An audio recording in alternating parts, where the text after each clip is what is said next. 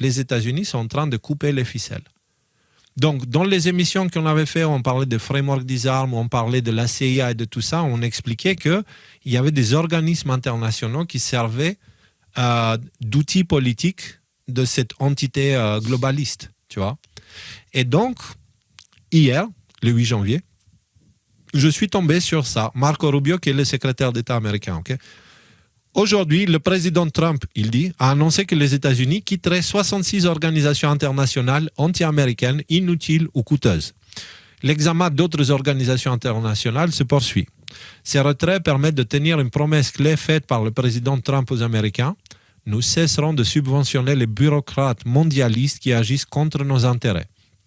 L'administration Trump accordera toujours la priorité à l'Amérique et aux Américains.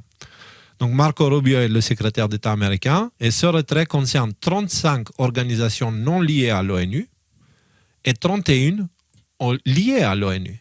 Okay? Ouais. Donc ONU, OTAN, vous mettez tout ça ensemble, c'est Trump, il est en train de dire allez. Et les organisations liées au climat et à l'environnement sont fortement visées. Donc il y a une grande partie d'elles qui ont fait hop, et Trump est sorti, ils ne font plus rien. Et puis après, dans la liste, vous pouvez trouver aussi le Fonds des Nations Unies pour la population. Vous savez, Thierry, l'autre écran sera peut-être mieux, ouais, merci. C'est le genre d'associations qui blanchissent d'argent, enfin des organismes qui blanchissent de l'argent, qui détournent, etc. Université des Nations Unies.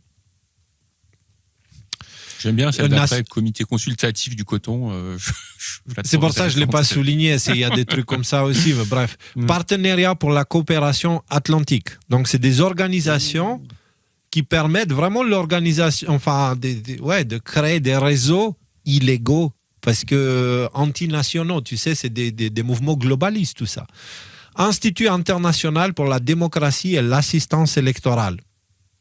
Donc, fraude électorale, hein. Voilà. C'est important, peut-être qu'il faut le répéter ça, mais en général, quand on te dit association de défense des enfants, c'est l'association qui va exploiter les enfants. Quand on te dit association pour la protection électorale, c'est l'association qui va... Donc en fait, c'est une grille de lecture assez simpliste, mais qui souvent te donne, avec ces organismes mondialistes, le fond des choses en fait. Et encore une fois, l'autre jour, quand je marchais dans une ville, il y avait des petites filles, tu vois, de 10 à 15 ans, qui faisaient une œuvre caritative pour la Croix-Rouge. Et elles étaient là à aider les enfants comme ci, comme ça. Donc, ça ne veut pas dire que les filles, elles font partie du plan de l'État profond et tout ça, que ces enfants-là, tu vois. Non. Ça veut dire que les gens, ils ont tiré dans un piège de par leur volonté de bien faire. Okay? Mais ces institutions-là, elles font l'exact opposé de ce qu'elles disent et ils utilisent la volonté de bien faire des gens pour se cacher derrière et faire leur magouille et tout ça. Et utiliser leur volonté. Nous rendre complices de leur malversation, quoi. Exactement. Donc, il ne faut pas tomber dans les cas extrêmes. Dans ces institutions, c'est une petite minorité qui est corrompue. Le problème, c'est que cette minorité est tout en haut. Voilà, simple. Et sinon, ils ont quitté aussi le Forum mondial de la lutte contre le terrorisme et aussi le Fonds pour la démocratie des Nations Unies. Ouais. Voilà, c'est la démocratie, on la voit hein, en Europe, notamment la démocratie en ce moment, liberté d'expression, c'est exemplaire. Ah, je sais pas si tu l'as mis, mais j'ai vu passer ce matin, l'Angleterre est sur le point de bannir Twitter, ou en tout cas ils ont très très envie de le faire. Voilà, un truc qui m'a fait sourire. Oui, évidemment. Mais vous avez vu cette image, elle a été beaucoup partagée du monde divisé en trois, on dirait 1984, d'un côté Trump, Poutine et Xi Jinping. Mais il y a vraiment une grande part de vérité là-dedans. C'est-à-dire que de l'intérieur, on détruit des anciennes institutions pour redessiner un nouveau ordre mondial divisé globalement en trois grands influenceurs. Tu vois, et ça, c'est un jeu à trois qui se joue entre la Chine et les États-Unis. Et je crois que Trump, il y contribue vraiment. Et je pense qu'il est en train également de détruire l'OTAN de l'intérieur. Là, avec cette histoire de Groenland, c'est ce qui se passe. Comment dire, la compa. Vas-y, Léo. J'ai un petit truc. La bête, parce que tu as dit, c'est la Chine, et Russie, États-Unis. La bête que je vis était semblable à un léopard. Ses pieds étaient comme ceux d'un ours et sa gueule comme une gueule de lion. Peut-être les États-Unis, lion. Enfin, c'était le truc de l'Empire britannique, encore, le lion, hein, à l'époque. Hein. Ouais, et puis c'est associé l'ours. à la Russie, quand même, depuis toujours. Et léopard, c'est l'Asie, Bref. ouais. Tout ça pour dire, il y a quand même des similitudes, mais encore une fois, il faut comprendre, ce qui est en train d'arriver, c'est une conséquence de l'humanité qu'on a construite. Okay? Et donc, c'est comme à la fin de chaque grande civilisation, quand elle arrive au maximum de son arrogance, elle finit, ou quand il lui arrive quelque chose d'extrême, quand elle est dans sa phase de décomposition, elle finit avec des régimes extrêmement autoritaires, souvent par manque de choix plus qu'autre chose. Bah, là, tout l'Occident est en train d'entrer dans cette phase-là, en fait. Tu vois, la Russie, elle a vécu ça, l'Albanie a vécu ça, mais l'Occident n'a pas trop vécu ça. Tu vois, il y a eu la Deuxième Guerre mondiale, et puis après, c'était la démocratie derrière, et puis on remonte, et machin, et trucs, etc. Je pense que voilà, c'est pour ça. Il faut être très attentif. C'est pas très clair ce que je dis là, mais parce que j'ai trop de choses à dire, et qu'une bouche pour le faire. Donc, on va s'arrêter là avec ça, parce qu'il faut qu'on avance, on est encore au premier sujet. Deuxième sujet. Alors, encore une fois, pour revenir à cette histoire des organismes internationaux que les États-Unis quittent, les États-Unis continuent et depuis quelques jours accélèrent le rythme des grands changements qu'on a abordés depuis 2020. Alors, pourquoi on parle de ça? Parce que ces organismes sont des ficelles de la CIA, encore une fois, et du Pentagone, évidemment. Donc, encore une fois, ces deux épisodes-là contiennent beaucoup de choses qui permettent de mieux comprendre ce qui est en train de se passer. Après, est-ce que c'est seulement la CIA ou est-ce que c'est une organisation des renseignements avec le MI6 d'un côté, le Mossad de l'autre côté? Je ne sais pas si les Français... Alors, qu'est-ce que le MI6 Qu'est-ce que le MI6? C'est les services secrets britanniques. Qu'est-ce que le Mossad? Service secret israélien. Ok. Donc voilà, c'est ça, c'est-à-dire c'est juste le vocable CIA, c'est pas que américain en fait, c'est quelque chose qui est mondialisé. Alors la base, tout le monde pense que c'est en Israël. La base, tout le monde pense que c'est en Israël, alors que le complexe militaire industriel a été posé aux États-Unis et c'est là où ils ont mis les grands muscles de la mafia. D'accord? Et c'est avec ça qu'ils ont pu prendre Israël, forcer les gens de partir, machin, truc, et faire tout le bordel qu'ils ont fait. Ils utilisent Israël pour maintenir la déstabilisation de la zone là-bas.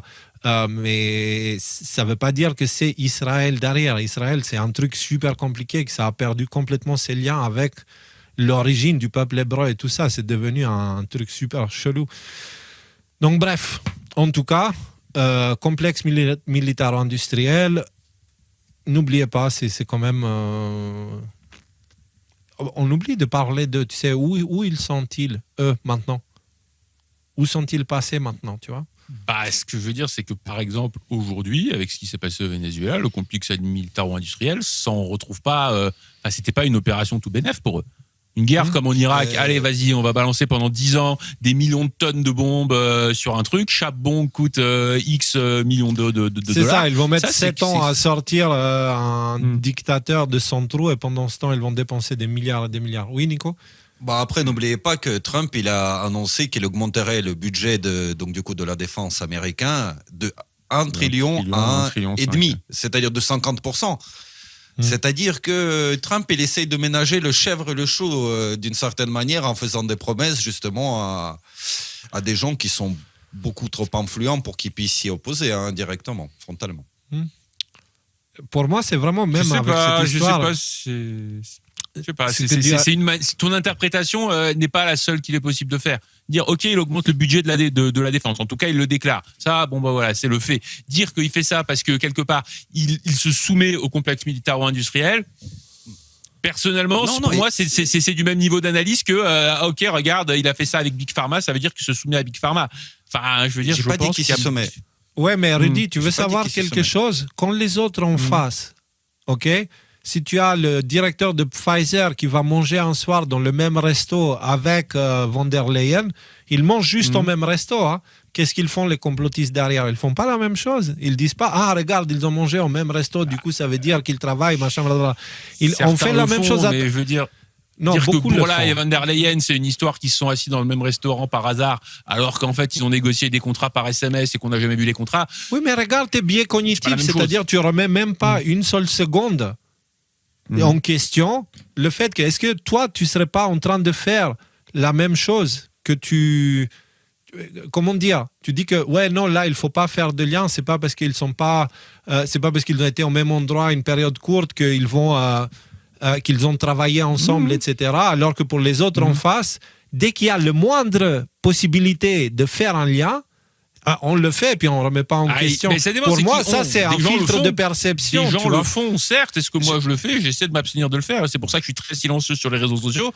Parce que ouvrir sa bouche en réaction sans avoir fait une analyse, c'est 90% de chances de dire des conneries. Donc, moi, je préfère ne rien dire. Voilà. Moi, je vais m'en tenir. Je vais vous donner sincèrement ce que je pense à propos de cette histoire et je vais réitérer un peu quelque chose que je vous ai déjà dit auparavant. Trump, il a l'ambition la plus lourde des trois grands acteurs mondiaux, c'est celle de faire un downgrade des États-Unis de l'empire monde à un empire régional. C'est pour ça il y a la doctrine Monroe. Il a dit ça, l'Amérique c'est à nous et qu'il est super agressif à ce niveau-là. C'est pour ça qu'il veut récupérer le Groenland parce qu'il dit les Amériques c'est à nous, c'est notre zone d'influence. C'est pour ça qu'il a tanké le tanker sous les drapeaux russes. C'est très grave. Hein. Je ne sais pas si vous avez entendu cette histoire. Ils ont saisi le tanker russe sous les drapeaux. Je l'ai vu passer, mais je n'ai pas les détails.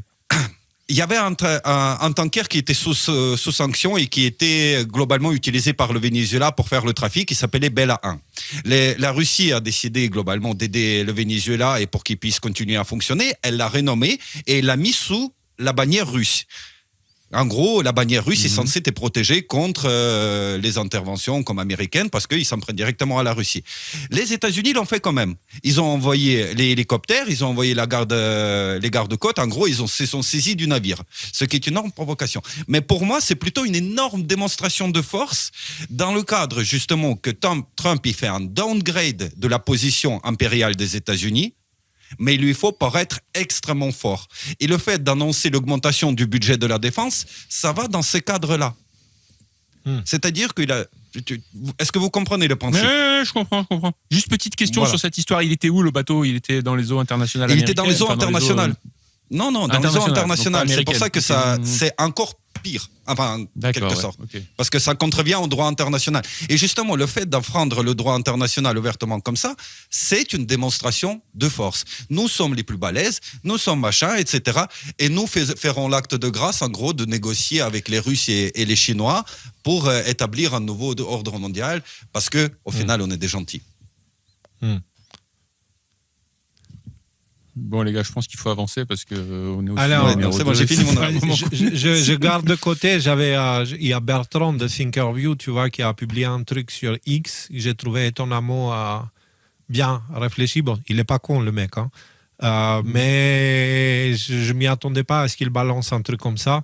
On va le voir peut-être à la fin de l'émission parce que c'est lié à ça. Lui, il dit que toutes les guerres sont des guerres d'énergie et il a une approche limite Y-Files, tu vois, et venant de sa part, c'est un peu bizarre.